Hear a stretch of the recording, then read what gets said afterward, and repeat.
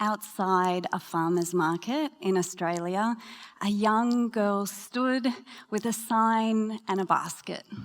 Her sign talked about her struggles in her life.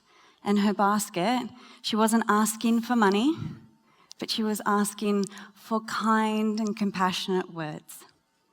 After only a couple of hours, this basket was full of the most compassionate and heartwarming, soul-stirring messages. This was a social experiment my team and I put together earlier this year because we wanted to see how humans would react when standing face to face in front of human suffering. Here are just some of the notes. I have anxiety too, and here is what I learnt. Life is tough, but you are tougher. You are stronger than you think and smarter than you know. Another note was, you've got this, kiddo, and when you don't, keep reaching out and we will always be there to have your back. Now, I could go on and read every single note in this basket because they were all so beautiful. This proves that humans are really kind. This was us at our best. The problem is, though, we're not always at our best and we're not always kind, especially when we're online. So, first of all, I do want to give a small trigger warning that at the start of this talk, we do make references to suicide. And if you find this topic potentially triggering for you or emotionally challenging, then please feel free to sit this talk out. So often online, we see people just like this girl reaching out to the world for something, that they are talking about their struggles in life. But unlike this girl at the farmer's market, online, these people are met with horrible, hateful, sad responses. There was a man that I saw on Twitter talking about how he also feels depressed often and he wanted some suggestions on how he can make his life better.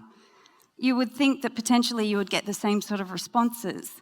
Unfortunately, one of the first comments that he got said, "Go drink a bottle of bleach." Soon after that, there was a much more direct message that said, "How about you go kill yourself then and put us all out of your suffering?" Why do we get such different responses when online or when we're face to face? And that's what I want to talk about today. Now, you might think that these people online, they're just trolls or haters. They're not people like us. Here we are in Texas, right? We're at this TED event, or maybe we're watching this talk online. We are aware, conscious people, yeah? We wouldn't do these hateful, hurtful behaviours online. But sometimes we are. Because if you go online and have a look at these comments and you just take one more moment to click on the hurtful comments and you click on their profile, most of these folks look fairly normal. In fact, they can look like you or I. And that's because they are. I believe we all have the potential to be cruel when put in certain circumstances. The problem is we log on to this circumstance every single day. Now, this is what I want to talk about. The choices that we get to make when we go online. Either the choice to be cruel, the choice to be neutral, or the choice to be active and kind while online. Now, we aren't always nice when we're online. We talked about this. But what we want to understand is, why do we do this? Now, there's a really interesting concept called the online disinhibition effect that I love. And John Suller wrote a paper on this in the Cyber Psychology and Behaviour Journal. And he talked that online disinhibition effect is just when people go online, they will act out more recklessly and more intensely than they would in face-to-face. Now, there's a couple of reasons for this.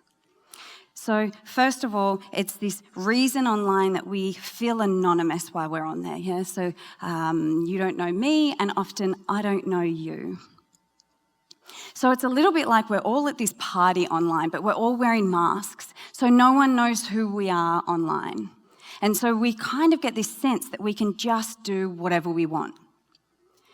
The second reason for the online disinhibition effect is that so often we feel invisible while on there. And that has two parts. First, that, well, I'm just invisible, no one cares about me, so why should I care about anyone else?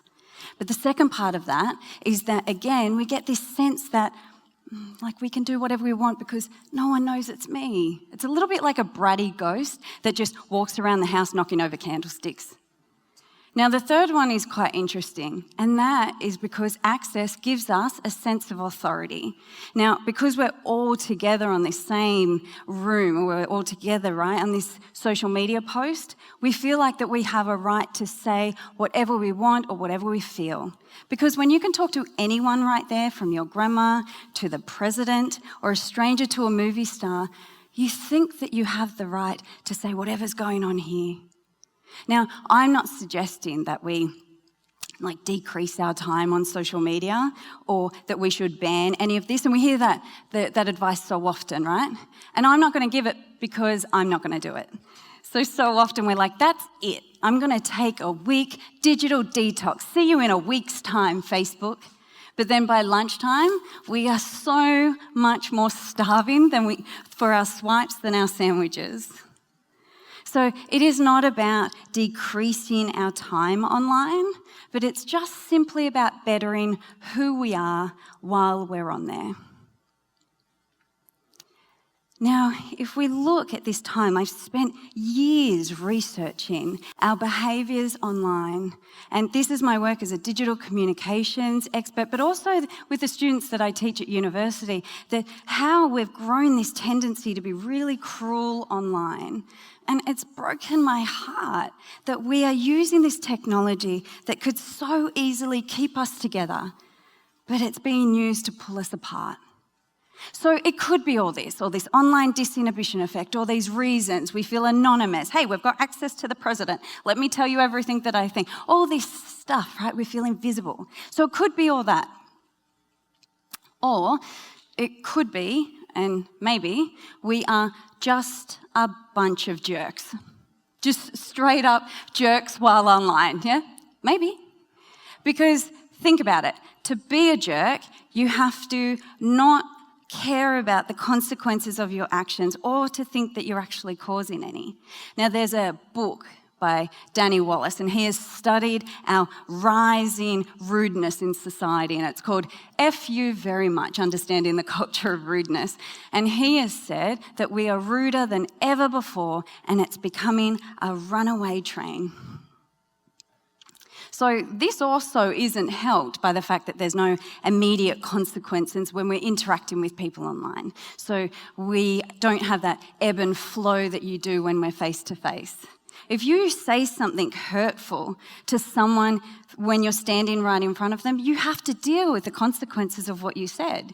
If you're standing with someone and you call them fat, you are going to have to deal with their hurt or their shock or a slap, whatever they feel because you caused it. But when you do that online, well, there's no immediate actions, right? There's no immediate consequences. So you either think, I got away with it, or it's fine. And if you want a really consistent example of this, jump onto Instagram and have a look at the TV show Any of the Real Housewives and have a look at the comments underneath it, and you'll see exactly these comments that I'm talking about. So these little snippy, horrible, mean comments, and people are just on there just shooting out these comments like it's a t-shirt cannon at a footy game.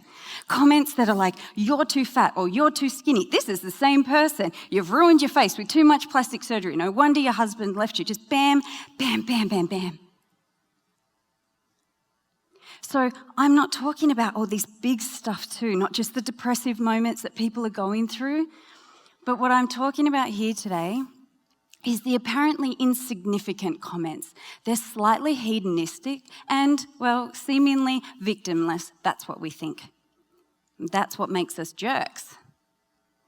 So are we jerks while we're online? I don't know. I don't think we are naturally jerks, right? Because I think if we were, then this girl's basket would have laid bare. No one would have taken a moment to stop, give words of encouragement, to give smiles or hugs. And I don't think we are just a bunch of jerks, which is nice to know. But I think we can be while we're online. This is the choice. So what can we do? Like I said before, I've been heartbroken by this disconnection that we've had online. But it was with one conversation that I had with one man that brought it all together and a solution that we can all be a part of. So a few years ago, I had a one-on-one meeting with the Dalai Lama. And in this meeting, we discussed all the great things that it is to be a human being. So kindness, compassion, a sense of community, empathy, and how we continue to have those elements of us, but in this digital world that we live in. And in a digital world where there's such rise in this cruelty online that's leading to teen suicides, bullying, and disconnection. And his advice was so profound, which I guess you would expect from the Dalai Lama. His advice was this: this is a human problem, not a technological issue, and thus it needs a human answer. He also went on to say that we all need to be a part of choosing how we want our world to be. Now, it's not just wishful thinking that we will all just be naturally kind. Actually, the father of evolution also thought we were. Now, there's a book called Born to be Good, and it's by a professor of psychology at UC Berkeley. Dr. Keltner talks at length at this misconception of Charles Darwin, of this survival of the fittest, that those that were the most ruthless and competitive, they were the ones that went on to thrive and survive. But actually, Darwin believed that sympathy was our strongest human instinct. And those communities with the most sympathetic members were actually the ones that went on to flourish and thrive. I like that because we can all be a part of it. I think that there's something that happens that when we turn on our computers, we turn off parts of who we are. Really important things like our values and empathy, our sense of humanity, the way that we communicate and connect. So if we think about all of those things together, what can we be doing here? It's just one small step or one small action after another. Think about this girl at the farmer's market from our first story. Just every single person was just a part of one small, nice moment. And at the end of that, we had something beautiful. This really mattered to this girl, and that, in a sense, is all that matters. We don't need to be banning anyone online. This does not need another regulation. It doesn't help. Like the Dalai Lama said, this needs a human answer. So we don't need another technological upgrade. What we need is an upgrade in our story on there. An upgrade in who we are going to be when we're up there, and an upgrade in our mindset. This is important. We are the first major online cohort, and what we do now will set up what happens in the future. I think that's so important.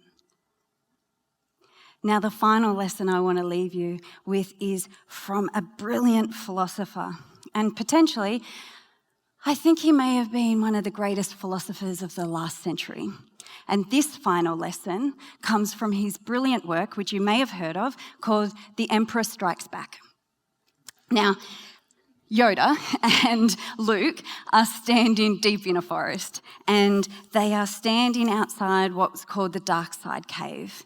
And Luke is concerned. He's looking at this gloomy, scary-looking cave entrance.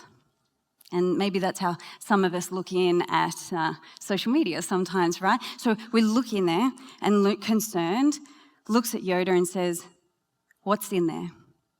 To which Yoda responds, "Only what you take with you."